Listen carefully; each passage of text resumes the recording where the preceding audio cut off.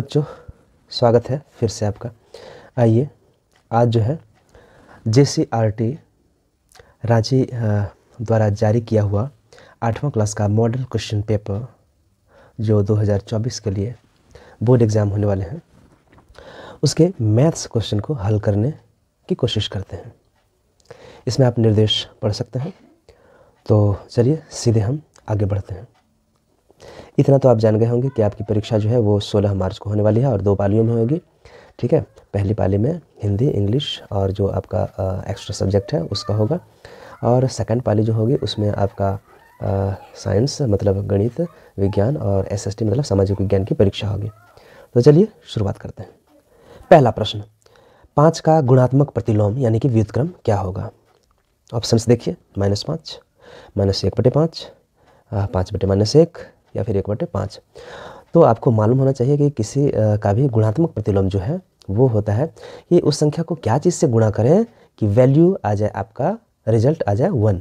तो जाहिर है 5 को हमको 1/5 मतलब 1/5 से गुणा करना पड़ेगा, तभी वैल्यू आएगा 1। तो इसका सही उत्तर होगा आपका C नंबर। ठीक है। दूसरा, 2 परिमेय संख्याओं के बीच कितनी परिमेय संख्या होंगी? 1, 10, 100 या अनंत? तो जाहिर है कोई भी 2 परिमेय संख्या हो उनके बीच अनंत ढेर सारी परिमेय संख्याएं हो सकती हैं। यहाँ तक कि मैं यदि बोलूँ 1 और 2 के बीच में कितनी परिमेय संख्याएं हैं, तो बहुत सारी परिमेय संख्या हो सकती हैं, अनंत हो सकती हैं। ठीक है।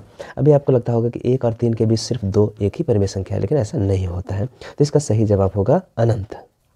तीसरा प्रश्न है, गुणनफल 1 प्राप्त करने के लिए 9/23 को किससे गुणा करना होगा? -9/23, -23/9, 23/9 या फिर 9/-2। तो जाहिर ये वैसा ही है, गुणात्मक प्रतिलोम के जैसा है। मतलब 9/23 को क्या चीज़ से गुना करें? तो 23/9 से गुना करना पड़ेगा, तभी रिजल्ट हमारा 1 आ सकता है, अदरवाइज नहीं आएगा। अब देखिए चौथा प्रश्न, 3/5 का व्युत्क्रम क्या होगा? तो क्या चीज़ से इसको गुणा करेंगे कि 1 आए? तो 5/3। तो देखते हैं ऑप्शंस क्या हैं। तो देखिए ऑप्शन है 5/3, -5/3, -3/5, इनमें से कोई नहीं। तो सही जवाब होगा इसका 5/3। मतलब 3/5 को 5/3 से गुना करेंगे तो वैल्यू 1 आ जाएगा। तो सही जवाब यही है। पांचवा प्रश्न, 2/3 का समतुल्य परिमेय संख्या क्या है? तो समतुल्य परिमेय संख्या विकल्प है 1/2, 4/6, -2/3 या 4/3। तो आप जानते हैं कि कोई भी परिमेय संख्या है उसका समतुल्य परिमेय संख्या यदि निकालना हो तो मतलब ऊपर और नीचे दोनों को ही समान संख्या से गुना किया गया है। तो देख सकते हैं 2 दूना 4, 3 दूना 6। तो सही जो है वो बन रहा है आपका B नंबर। ये B नंबर क्यों? क्योंकि 2/3 जो है उसको हम ऊपर भी 2 से गुना करें और नीचे भी 2 से गुना करें तो क्या वैल्यू आएगा? तो वैल्यू आ जाएगा 4/6। तो सही जवाब आपका हो जाएगा B। ठीक है। छठा प्रश्न है, 4.5 का वर्ग क्या होगा? 20.25 या 202.5 या 0.2025 या फिर 2.025। तो सबसे पहले तो आपको 45 को 45 से गुणा कर लीजिए, ठीक है। फिर आप दशमलव का स्थान रखिए तो क्या होगा? इसका वैल्यू हो जाएगा 2025 होगा। अब जो है आप दशमलव रखें तो कहाँ पे रखेंगे दशमलव? हो जाएगा 20.25। ठीक है। अगला सवाल है, स्क्वायर रूट है मतलब वर्गमूल है और -225 इनमें से किसके बराबर नहीं है? इसका मतलब है कि यहाँ के 3 जो ऑप्शन है वो इसके बराबर हैं और बाकी जो एक शेष बचा है वो इसके बराबर नहीं होगा। तो वर्गमूल 1 गुना -225 ये तो होगा ही होगा। फिर है -1 गुना 225 का भी वर्गमूल है और इसका भी वर्गमूल है। -1 गुना 15 और अगला है -1 का वर्गमूल गुना 15। तो सोचते हैं, विचारते हैं, फिर इसका सही जवाब देते हैं। तो यहाँ पे पहला नंबर 1 गुना -225 जो है और इसका पूरे वर्ग है ये तो होगा ही। -1 का वर्गमूल गुना 225 का भी वर्गमूल ये भी हो सकता है। और D नंबर को देखें कि -1 का वर्गमूल है और फिर 225 का वर्गमूल निकाल दिया है 15, ये भी होगा। यहाँ लिखा है C नंबर में -1 गुना 15 मतलब -1 का वर्गमूल निकाल दिया -1 जो कि नहीं हो सकता है, और 225 का वर्गमूल 15 हो सकता है लेकिन -1 का वर्गमूल नहीं होगा -1। ठीक है। तो किसके बराबर नहीं है? तो ये C के बराबर नहीं है। 8वां प्रश्न है, 27/64 का घनमूल क्या होगा? ठीक है। तो 27 का यदि हम LCM निकालेंगे 3 गुना 3 गुना 3, ठीक है, और 64 का निकलेगा 4 गुना 4 गुना 4, 4 चौका 16 चौका 64। तो इसका घनमूल हो जाएगा आपका 3/4। सही जवाब इसका होगा 3/4। ठीक है। 9वां प्रश्न, 72 को किस सबसे छोटी संख्या से गुणा करें कि वह पूर्ण घन संख्या बन जाए? तो सबसे पहले हम LCM निकालेंगे 72 का। चलिए निकालते हैं। हमने जो यहाँ 72 का एलसीएम निकाला है, तो अब देखें कि कौन सी संख्या बाहर का जो अभाज्य संख्या है उसमें कौन सी संख्या जो है वो 3 बार नहीं है। तो देखते हैं 3 3 2 2 2, तो 2 जो है वो 3 बार है, लेकिन 3 जो है वो 3 बार नहीं है बल्कि 2 ही बार है। तो हमको 72 को और 3 से एक बार और गुना कर देंगे तो वो एक पूर्ण घन संख्या बन जाएगी, ताकि इसका घनमूल निकल सके। तो सही जवाब होगा ये। ठीक है।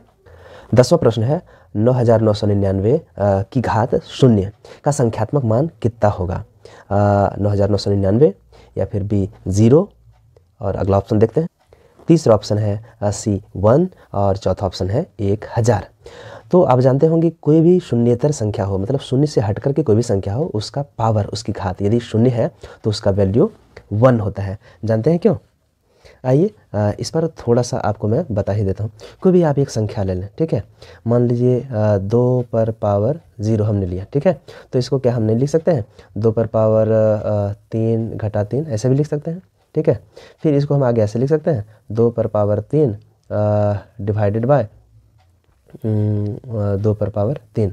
ऐसा इसलिए क्योंकि घात जो है वो घट जाते हैं यदि ऐसे एक बार और समझिए 2 पर पावर 3 भाग 2 पर पावर 3, ऐसे लिख सकते हैं ना। हाँ, तो इस तरह भाग की स्थिति में क्या होता है कि 2 की जो पावर है वो घट जाती है, ठीक है। तो इसको आप इस तरह लिख सकते हैं। अब आप इसको तोड़ दें, 2 दूना 4 दूना 8 और नीचे भी 8, तो 8 को आप 8 से भाग देंगे तो कितना वैल्यू बचेगा 1 बचेगा, है ना। इसीलिए 9999 हो या कोई भी संख्या हो, उसका पावर, उसकी घात यदि 0 है तो इसका सही जवाब होगा कि उसका वैल्यू, संख्यात्मक मान जो है वो 1 होगा। ठीक है, समझ गए होंगे उम्मीद है।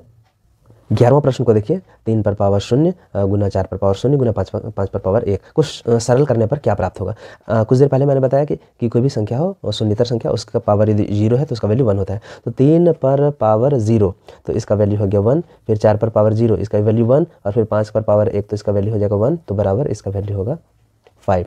तो सही जवाब हो जाएगा सी। ठीक है, अब आते हैं 12 नंबर पर।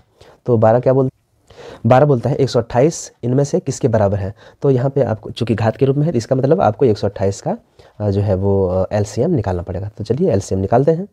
देखिए हमने 128 का निकाला, तो कितनी बार बाहर में 2 है, 1 2 3 4 5 6 7, तो इसका सही जवाब होगा 2 पर पावर 7। ठीक है, बी नंबर। अब देखते हैं 13वां प्रश्न को। 2 पर पावर 2 गुना 5 पर पावर 2 ये बराबर किसके हैं।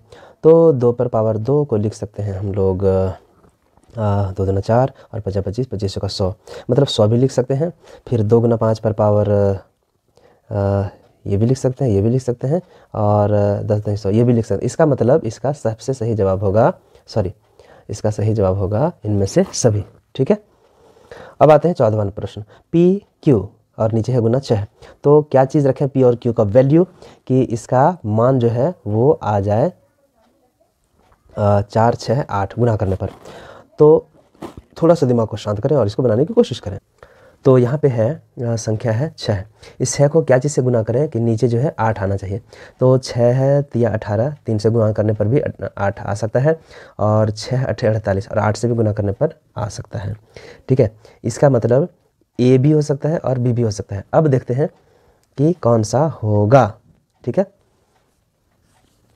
और इधर बगल में देखते हैं कि कितना से गुना, यदि यहाँ पे 7 है तो 6 7 42, 42 और 1 नहीं होगा, मतलब ये ए नंबर नहीं होगा बल्कि आपका बी नंबर होगा। ठीक है, बी नंबर होगा। क्यों? क्योंकि 6 8 48 के 8, हाथ में 4, और 6 7 42, 42 और 4 46 हो जाएगा सही जवाब। ठीक है, अगला प्रश्न है 20 x² y भाग 5 xy का वैल्यू क्या होगा। तो सिंपल है कि हम 20 x² y को जब हम भाग दे देंगे 5xy से तो y खत्म हो जाएगा, ऊपर का 1 से x और नीचे का 1x खत्म हो जाएगा, 5 चौका 20 होगा, तो 4x इसका बाकी बचेगा। ठीक है, तो ए नंबर इसका जवाब होगा। अगला प्रश्न है x + y का स्क्वायर माइनस 4xy को सरल करने पर क्या प्राप्त होगा। तो देखते हैं इसको, x + y का होल स्क्वायर को हम लोग तोड़ते हैं, x² + y² + 2xy और लास्ट में है 4xy। ठीक है, तो हम इसमें घट जाएगा तो वैल्यू हो जाएगा x² + y² और 2xy में 4xy चला जाएगा तो -2xy बचेगा। तो x² + y² - 2xy, तो ये बी नंबर सही जवाब होगा इसका। ठीक है, लेकिन थोड़ा सा ध्यान देंगे तो देखते हैं कि इसको जब हम तोड़ते हैं तो यह भी आता है, इसका मतलब ये भी होगा। चलिए अगला ऑप्शन भी देख लेते हैं। तीसरा ऑप्शन दिया हुआ है कि x माइनस वाई का होल स्क्वायर, मतलब x square plus y square minus 2ab भी होगा, तो ये भी सी भी आंसर होगा। इसका मतलब कि इनमें से सभी होगा सबसे सटीक उत्तर। ठीक है, अब देखते हैं 17वां नंबर, x पर पावर 4 माइनस 81 का गुणनखंड क्या होगा। तो इसको हम तोड़ते हैं। ठीक है, इसको हम लिख सकते हैं एक्स स्क्वायर पर पावर स्क्वायर माइनस 9 ऐसे लिख सकते हैं। ठीक है, तो इसको हम आगे तोड़ेंगे तो एक्स स्क्वायर प्लस 9 लिख सकते हैं। ठीक है, और फिर एक्स स्क्वायर माइनस 9। ठीक है, ये भी लिख सकते हैं। इसको फिर हम आगे बढ़ा करके लिख सकते हैं एक्स स्क्वायर प्लस 9 तो है ही, और इसको फिर लिख सकते हैं एक्स स्क्वायर माइनस 3 स्क्वायर, तो इसको लिख सकते हैं x plus 3 into x minus 3। तो इसका सही जवाब हो जाएगा आपका ये जो बी नंबर है। ठीक है, बी नंबर सही जवाब होगा इसका। 18वां प्रश्न है x plus 3 is equal to 10। इसमें x का क्या वैल्यू होगा, तो ये तो बड़ा सिंपल है। x का वैल्यू निकालना चाहेंगे तो 10 माइनस 3 हो जाएगा इज इक्वल टू 7, तो सही जवाब होगा बी नंबर। ठीक है, 19वां, एक संख्या को 3 से गुणा कर 5 घटाने पर 28 प्राप्त होता है, इस एक समीकरण के द्वारा दिखाइए यदि वह संख्या x है। तो मान लीजिए वो संख्या x है। ठीक है, हमने x ले लिया, तो उसको 3 से गुणा कर देते हैं और फिर उसमें 5 घटा देते हैं, तो संख्या प्राप्त होती है 28। ठीक है, तो ये हो जाएगा 3x minus 5 is equal to 28, यहाँ बराबर नहीं बल्कि इम्प्लाइज होगा, तो 3x minus 5 is equal to 28, तो इसमें ये जवाब होगा। ठीक है, 20वां प्रश्न, 300 किलोग्राम आलू में से 10% आलू सड़ गया जिसे हटा दिया गया, कितना आलू बचा। ये बहुत ही सिंपल है, क्योंकि 10% आलू तो सड़ गया, तो बचा कितना आलू, तो शेष बचा 90%। तो हम लिख सकते हैं 300 किलोग्राम का 90% जो है वही बचा है शेष आलू। ठीक है, 0 0 खत्म हो गया, बराबर 9 तिया 27, मतलब 270 किलोग्राम। तो इसका सही जवाब होगा 270 किलोग्राम। अगला प्रश्न है, 1 दर्जन केले का मूल्य है 60 रुपया, तो 360 रुपये में कितने केले मिलेंगे। तो बड़ी ही सिंपल है, जो कि केले को निकालना है, तो हम लोग लिख सकते हैं 60 रुपया में मिलते हैं 12 केले, तो 1 रुपये में कितने मिलेंगे 12/60 केले, इसलिए 360 रुपया में रुपया में निकालना चाहेंगे तो हो जाएगा 12/60 गुना 360। ठीक है, तो इसको काटेंगे 6 36, तो टोटल होगा 72 केले। ठीक है, सही जवाब होगा 72 केले। 22वां प्रश्न है, कोई गाड़ी 60 किलोमीटर प्रति घंटा की चाल से चलकर एक जगह पर पहुंचने में 2 घंटा लेती है, और वही गाड़ी यदि 80 किलोमीटर प्रति घंटा की रफ्तार से चले तो उसी जगह पर पहुंचने में कितना समय लगेगा। तो जवाब तो मैं जान रहा हूं, लेकिन आपको मैं बनाना सिखाता हूं। ठीक है, चलिए पेज पलटते हैं। देखिए, रफ्तार है 60 किलोमीटर प्रति घंटा, तो समय लगता है 2 घंटे। ठीक है, उसी जगह पर पहुंचने में। यदि 1 किलोमीटर प्रति घंटा की रफ्तार रहती तो समय कितना लगता, 2/60। ठीक है, घंटे। और यदि 80 किलोमीटर प्रति घंटे की रफ्तार से चल रही है तो क्या होगा, जब 60 किलोमीटर प्रति घंटा की रफ्तार से चल रही है तो 2 घंटे समय लगते हैं। ठीक है, और यदि 1 किलोमीटर प्रति घंटा की रफ्तार से चलेगी तो समय ज़्यादा लगेगा, इसलिए 2 में जो है ये 60 गुना हो जाएगा। अब फिर अचानक से जो है स्पीड बढ़ गई 80 किलोमीटर प्रति घंटा की रफ्तार से, तो अब क्या होगा, अब समय फिर घटेगा, इसलिए अब 80 से गुना हो जाएगा। तो इसको काटेंगे तो 2 चौका 8 है, तो अब भाग देंगे तो निकलेगा 1.5 घंटे, मतलब 1.5 घंटे, और 1.5 घंटे का मतलब होता है 1 घंटा 30 मिनट। तो इसका सही जवाब होगा जो कि उस पेज में था, तो सही जवाब होगा 1 घंटा 30 मिनट। ठीक है, 23वां प्रश्न है, चतुर्भुज के अंतः कोणों का योग कितना होता है। तो चतुर्भुज के अंतः कोणों का योग होगा 360 डिग्री। ठीक है, क्यों, क्योंकि एक चतुर्भुज में विकर्ण जब खींचेंगे, मान लीजिए देखिए ये एक चतुर्भुज है। ठीक है, इसमें जब आप एक विकर्ण खींच देंगे तो ये कोण 180 डिग्री, ये कोण 180 डिग्री, सारे कोण मिला करके कितने हो गए 360 डिग्री। ठीक है, तो चतुर्भुज के अंतः कोणों का योग हो जाएगा 360 डिग्री, तो सही जवाब होगा ए नंबर। ठीक है, अब देखिए 24वां प्रश्न, एक समबाहुभुज में प्रत्येक अंतस्थ कोण बहिष्कोण की 4 गुनी है, बहुभुज की भुजाओं की संख्या निकालनी, भुजाओं की संख्या निकालनी है, मतलब एक समबाहुभुज है, प्रत्येक अंतः, यहाँ प्रत्येक नहीं होना चाहिए बल्कि संपूर्ण अंतः कोणों का योग जो है वही जो है वो बहिष्कोण की 4 गुनी है। तो बहिष्कोण समबाहुभुज रहे या चतुर्भुज या पंचभुज है, जो बाहर का पूरा कोण होता है वो 360 डिग्री ही होता है। ठीक है, तो अंदर का पूरा कोण हमें मालूम हो गया, क्यों, क्योंकि बहिष्कोण जो है वो 360 डिग्री है। ठीक है, तो उसका 4 गुना बोल रहा है कि अंतः कोणों का योग है, तो कितना हो जाएगा 4 0 0 4 छक 24 के 4, हाथ में 2, 4 तिया 12 और 2 14, मतलब 1440 डिग्री। ठीक है। अब अंतः कोणों का योग निकालने के लिए एक सूत्र है, उसी से हम बहुभुज की संख्या को निकाल सकते हैं। देखिए सूत्र है n-2 इंटू 180 डिग्री। ठीक है, यही होता है कोई भी समबहुभुज के अंतः कोणों का योग निकालने का सूत्र है, जहाँ n है समबहुभुज की सभी भुजाएं। तो ये सूत्र है। अब यहाँ हम निकालेंगे n-2। ठीक है, n-2 तो क्या हो जाएगा, 180 चला जाएगा उधर, मतलब 1440 डिग्री बटे 180 डिग्री, 0 0 18 8 से खाएगा, इसलिए अब n बराबर निकालना चाहेंगे 8, तो -2 उधर चला जाएगा, तो ये हो जाएगा +2, मतलब आंसर हो जाएगा 10। तो सही जवाब होगा सी नंबर। ठीक है, कितनी भुजाएं होंगी, 10। 25वां प्रश्न, दिए गए समांतर चतुर्भुज में x का मान क्या होगा। देखिए x यहाँ पे बाहर में दिया हुआ है। ठीक है, और ये 85 डिग्री, तो जाहिर है कि ये भी 85 डिग्री होगा। क्यों, क्योंकि समांतर चतुर्भुज में जो है सम्मुख कोण कितने होते हैं, 85 सम्मुख कोण समान होते हैं, तो ये जब 85 है तो ये भी 85 डिग्री होगा। अब आप बताइए यहाँ से यहाँ कैसा कोण है, रैखिक कोण, रेखीय कोण। ठीक है, इसका मतलब हुआ x + 85 डिग्री बराबर होगा रेखीय कोण कितना होता है, 180 डिग्री। ये तो x बराबर हमको निकालना तो कितना हो जाएगा, 180 में घट जाएगा 85, तो कितना बचेगा, तो 10 में 5 गया 5, और यहाँ बचा आपका 17, 17 में 8 गया, 17 में 8 गया, 9 8 17 95। तो सही जवाब होगा बी नंबर 95 डिग्री। ठीक है, बहुत आसान था।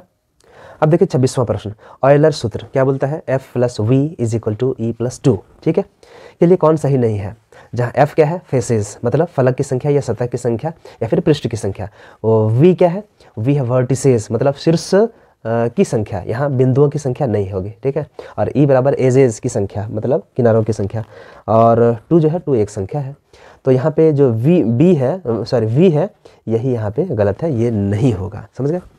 अब आते हैं 27वां प्रश्न। अब देखिए 26वां में ऑयलर में यहाँ क्या है, इन दोनों का योग बराबर होगा इन दोनों योग के बराबर। समझ गए। 27वां प्रश्न, इनमें से कौन सा त्रिविमीय नहीं है, मतलब 3 विमावली नहीं है, मतलब किसमें लंबाई चौड़ाई और ऊंचाई तीनों चीज़ नहीं है। तो प्रिज्म में तो होता है, घन में भी होता है, शंकु में भी होता है। आप देख सकते हैं यदि हम प्रिज्म लेंगे त्रिभुज आधार वाला ऐसे करके, ठीक है, तो ये देखिए प्रिज्म हो गया। घन बनाना चाहेंगे तो देखिए आप ये घन हो गया, ये इसमें भी 3 विमा होती है। शंकु बनाना चाहेंगे तो ये आप देख सकते हैं ये शंकु है, इसमें भी ऊंचाई है, जो है नीचे में आधार तो है साथ ही साथ ऊंचाई भी है। लेकिन आयत को सिंपल हम ऐसे बनाते हैं, तो आयत में 3 विमा नहीं है, सिर्फ लंबाई और चौड़ाई है, ऊंचाई है ही नहीं। तो सही जवाब होगा आयत। ठीक है, सही जवाब क्या होगा, आयत।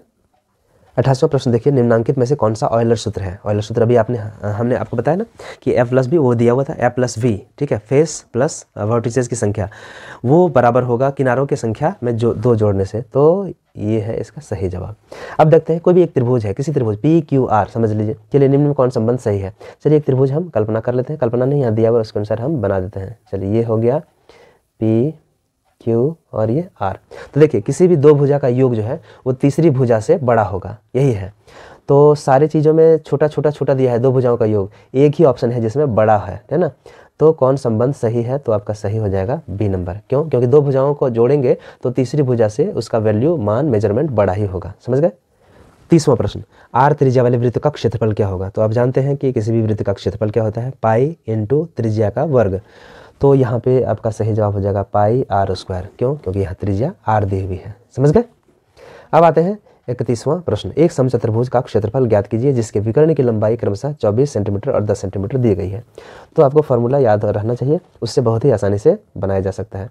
चलिए हम चित्र बनाते हैं समचतुर्भुज का। ये आपका है समचतुर्भुज। ठीक है, इसमें आप देख सकते हैं एक विकर्ण जो है 24 है और एक 10 है। तो क्या होता है सूत्र को बैठाइए और इसको बनाइए। देखिए इसका सूत्र है 1/2 गुना जो विकर्णों का गुणनफल। ठीक है, विकर्णों का गुणनफल। तो हमने 1/2 किया और 24 24 सेंटीमीटर है और वो 10 सेंटीमीटर, इसको गुना कर दिया। 2 से भाग खिलाया तो 12 दूना 24, तो 12 × 10 मतलब 120 सेंटीमीटर स्क्वायर। तो सही जवाब होगा इसका 120 सेंटीमीटर स्क्वायर। ठीक है। अब देखिए 32वां प्रश्न है, यदि किसी समलंब चतुर्भुज की समांतर भुजाएं क्रमशः 8 सेंटीमीटर और 10 सेंटीमीटर और उसकी ऊंचाई यदि 5 सेंटीमीटर है तो समलंब चतुर्भुज का क्षेत्रफल निकालिए। देखिए सबसे पहले आप एक समलंब चतुर्भुज का चित्र बना लें तो ताकि आपको समझने में सुविधा हो। ठीक है, ये हो गया। यहाँ पे क्या दिया हुआ है, जो छोटी भुजा है वो 8 सेंटीमीटर है और लंबी भुजा जो है समांतर भुजा वो 10 सेंटीमीटर है और ऊंचाई जो है वो 5 सेंटीमीटर है। तो फार्मूला क्या होता है इसका, 1/2 और समांतर भुजाओं का योग मतलब 8 + 10 और गुना हो जाएगा, इसमें क्या हो जाएगा 5 से गुना हो जाएगा। ठीक है, तो इसको हम निकालेंगे तो हो जाएगा 1/2 गुना 18 गुना 5, तो 2 से 9 कट जाएगा, 2 9 18, 9 बचे 45, तो आंसर क्या हो जाएगा 45 सेंटीमीटर स्क्वायर। समझ गए, 45 सेंटीमीटर स्क्वायर, तो सही जवाब होगा सी नंबर। चलिए अब बढ़ते हैं 33वां प्रश्न। एक घन जिसकी एक भुजा 5 सेंटीमीटर है, इसका आयतन क्या होगा। तो आप जानते हैं कि घन जो है उसकी सभी भुजाएं बराबर होती हैं और कोई भी आयतन होता है तो उसका क्या होता है, लंबाई गुना चौड़ाई गुना ऊंचाई। तो 5 गुना 5 गुना 5 कर देंगे, 5 गुना 5 गुना 5, तो इसका वैल्यू कितना होगा 5 × 25 = 125, मतलब 125 सेंटीमीटर क्यूब। ठीक है, तो ध्यान देखें एक दिया हुआ है 125 सेंटीमीटर स्क्वायर, 125 सेंटीमीटर क्यूब, तो सही जवाब हो जाएगा 125 सेंटीमीटर क्यूब। ये आपको ध्यान रखना है। ठीक है, अब देखिए 34वां प्रश्न है, घन का कुल पृष्ठीय क्षेत्रफल क्या होगा। तो यदि L हो घन की एक भुजा की लंबाई, तो एक घन में कितने पृष्ठ होते हैं, टोटल 6 पृष्ठ होते हैं और 6 पृष्ठ किस तरह दिखते हैं, सारे घन वर्ग की तरह दिखते हैं, है ना, सारे जो है वो वर्ग की तरह दिखते हैं। ठीक है, तो 6 है तो एक वर्ग का क्षेत्रफल क्या हो जाएगा L², तो 6 वर्ग है तो 6L² हो जाएगा, तो इसका सही जवाब होगा 6L²। ठीक है, कोई दिक्कत नहीं ना, क्योंकि संपूर्ण पृष्ठ क्षेत्रफल है, कुल पृष्ठ क्षेत्रफल, उसका आपको सूत्र लिखना है। वीडियो थोड़ा लंबा हो रहा है लेकिन चूंकि एक्सप्लेनेशन के साथ आपको समझा रहा हूँ तो कोशिश कर रहा हूँ कि एक ही वीडियो में समूचा सारे प्रश्नों के जवाब दे दें। 35वां प्रश्न, एक बॉक्स की लंबाई 10 सेंटीमीटर, चौड़ाई 5 सेंटीमीटर और ऊंचाई 3 सेंटीमीटर। इसका मतलब बॉक्स जो है वो घनाभ के आकार का है। कैसा है, घनाभ के आकार का। ठीक है, इस तरह से है, ठीक ना।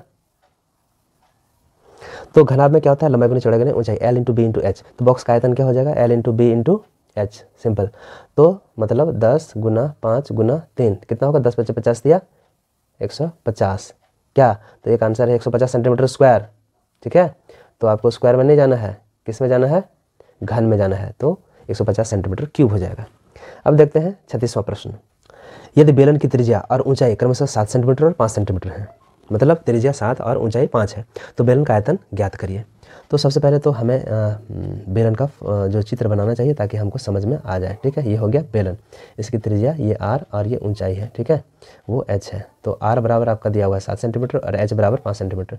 तो फार्मूला क्या होता है, πr² h, आयतन निकालने के लिए। तो इसमें बैठाते हैं हम लोग, तो 22/7 गुना r जो है वो 7 × 7 और फिर 5 से मल्टीप्लाई, तो 7 से 7 कट गया। अब 22 गुना 7 गुना 5, इसका हम लोग गुना करेंगे। ठीक है, तो जो भी वैल्यू होगा वही इसका आंसर होगा।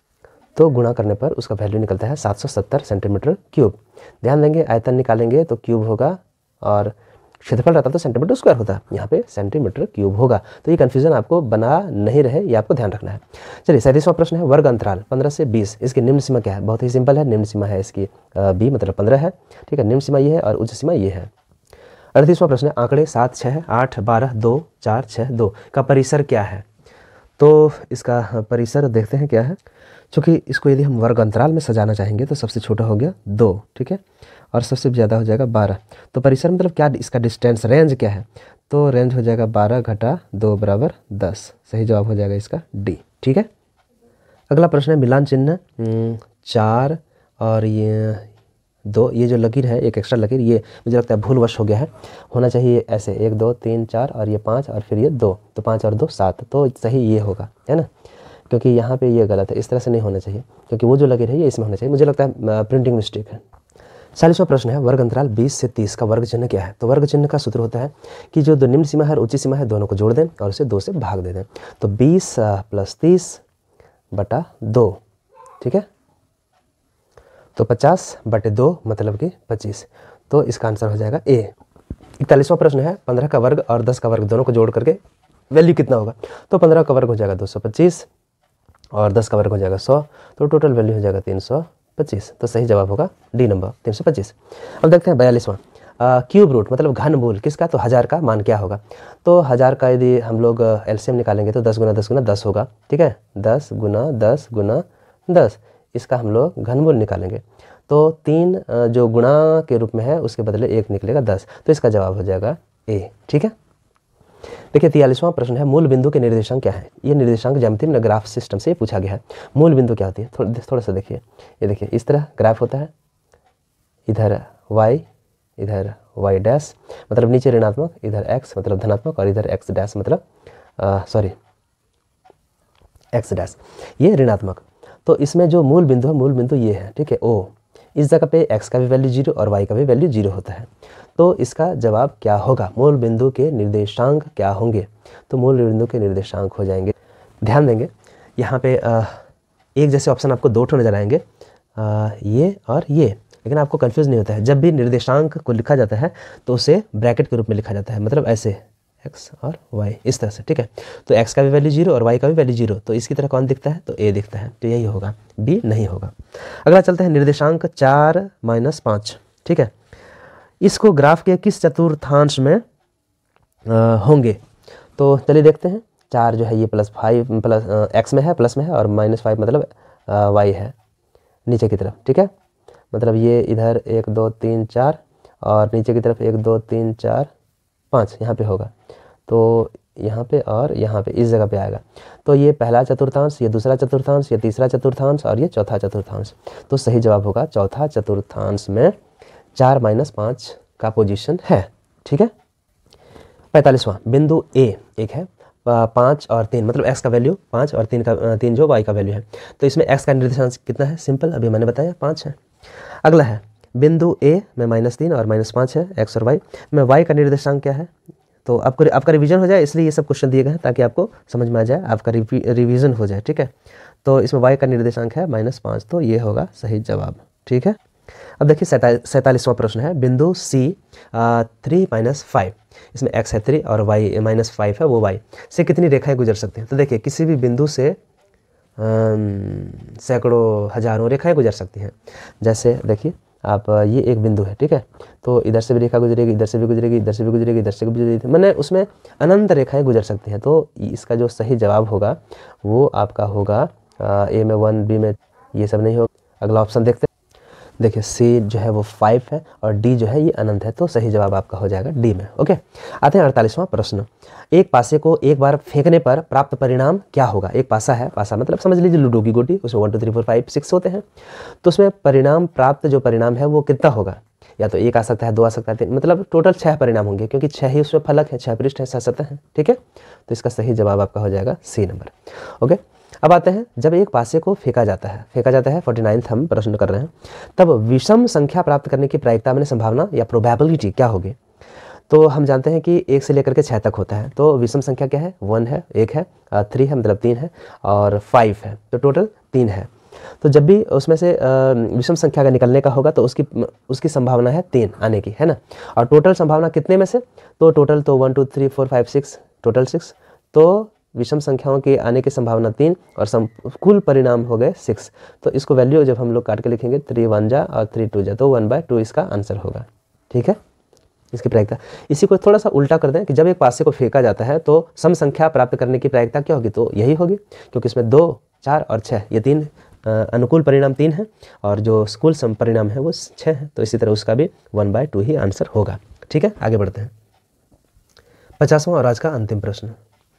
एक थैले में 4 लाल और 3 पीली गेंद है। थैले के अंदर बिना देखे एक गेंद निकाली जाती है, ध्यान देंगे, बिना देखे हमको निकालना है, देख करके नहीं, देख के निकालेंगे तो सही आप निकाल ही लेंगे। तो बिना देखे निकाला जाता है। एक लाल गेंद प्राप्त करने की प्रायिकता क्या होगी? टोटल गेंद उसमें कितनी है? टोटल गेंद है 7, और लाल गेंद निकले तो लाल कितना में से निकलेगा? तो 4 में से निकलेगा। तो लाल गेंद निकलने की प्रायिकता कितनी होगी? 4/7, 4/7 ए नंबर। यदि यहाँ रहता कि पीली गेंद निकलने की प्रायिकता कितनी होती, ठीक है, तो पीली गेंद के लिए निकलने की प्रायिकता टोटल परिणाम है 7 और पीली गेंद की संख्या कितनी? 3, तो 3/7 होता, समझ गए। तो यहाँ सही जवाब होगा आपका 4/7 प्रश्न के अनुसार ए नंबर, ओके। लगे हाथ मैंने उसको समझा दिया। तो वीडियो काफ़ी लंबा हो गया, फिर भी उम्मीद है आपको समझने में सुविधा हुई होगी, समझने में आसानी लगी होगी। और यदि कोई डाउट हो तो आप प्रश्न कर सकते हैं, और ये आपके लिए यदि लाभकारी हो तो आप अपने दोस्तों के बीच शेयर करें। और दोस्त लोगों से, जो टीचर्स हैं, उनसे आग्रह है कि इस वीडियो को उनके बीच बिल्कुल शेयर करें। शेयर करने में आपका कोई पैसा वगैरह नहीं जाएगा। हाँ, कोई प्रश्न हो तो कमेंट बॉक्स में लिखें, और यदि आपकी समस्याओं का समाधान हो, आपको अच्छा लगा, तो भी आप कमेंट करके बताएं। तो धन्यवाद मित्रों, धन्यवाद बच्चों। इस वीडियो में इतना ही, मिलते हैं अगले वीडियो में फिर कोई नई जानकारी, नए टॉपिक के साथ। तब तक आप सभी का हार्दिक धन्यवाद।